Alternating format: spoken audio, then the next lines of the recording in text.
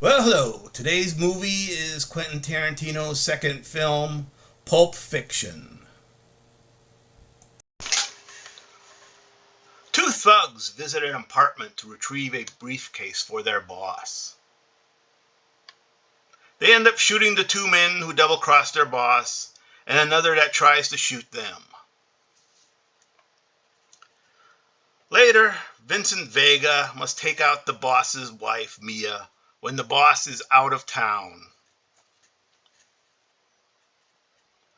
They go to a 1950s themed restaurant and win a dance contest.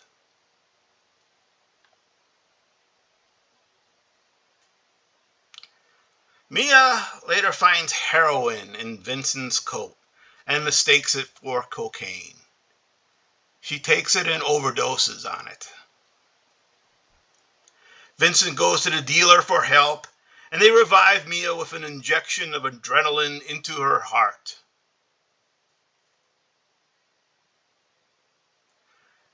Butch, a fighter, double-crosses Marcellus by not throwing a fight.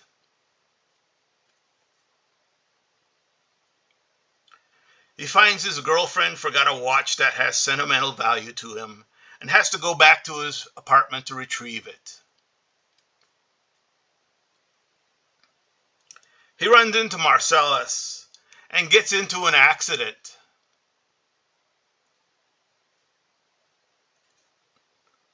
They end up in a pawn shop where the redneck owner takes them captive.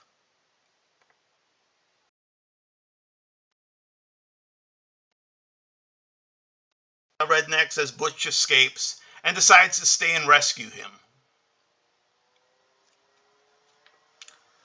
Flashes back now to Jules and Vincent, taking the final captive from an apartment for a ride. Vincent accidentally shoots him.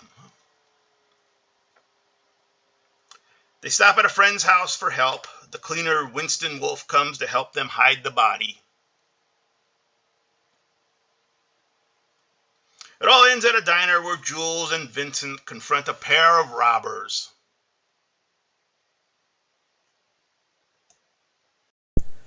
So this is Quentin Tarantino's second film. It made in 1994, and after Reservoir Dogs, it's it was a very big success. It's considered his magnum opus, and it was done on 8 million and made 213 million.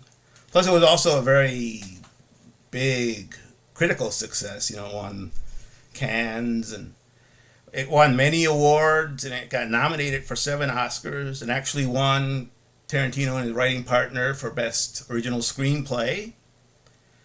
And this movie had its origins back in the 80s when he was working at the video store and came up with some friends that they were going to do this little, kind of anthology with different crime stories.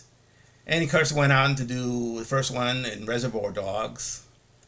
And that was, a decent little success. But this one was, big success, obviously. The major studios kind of thought it was a bit demented, which it probably is, which is why I like it so much. But, whatever you could say about Harvey Weinstein, he was a good producer. He saw what was obviously going to be a success. And yeah, this movie was, just big. It had its kind of, non-linear storytelling that he also established in Reservoir Dogs, which I like, where it jumps around a bit. It has a lot of big names. And originally they wanted Michael Madsen. Tarantino wanted Michael Madsen to do the Vincent Vega role, but he was busy with Wyatt Earp, so his second choice was John Travolta, even though, Miramax wanted Daniel Day-Lewis because he just won an Oscar or something. But no, he stuck with his choice, and I think it worked out fine. And this movie is considered, the big career resurrection for John Travolta, who was pretty much dead then. And he went on to have a pretty good successful career until he killed it again with Battlefield Earth, but that's a whole other story. To be honest, it had, I think it helped the career of Uma Thurman, and Definitely Samuel Jackson, because I never heard of this guy before this movie, but he was kind of in everything in the '90s then. So this was a big success for him too. And I just sort of love this movie. It's a fun movie. It was very considered unique at the time and innovative, and it spawned a lot of imitators because of its success.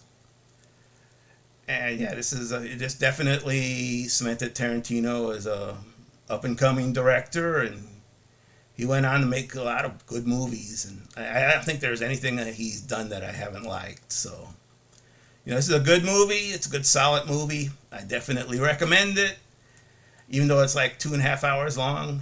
Tarantino is good at making long movies, and you just don't notice it. So, if you stuck with me this long, I thank you. You're a unique individual.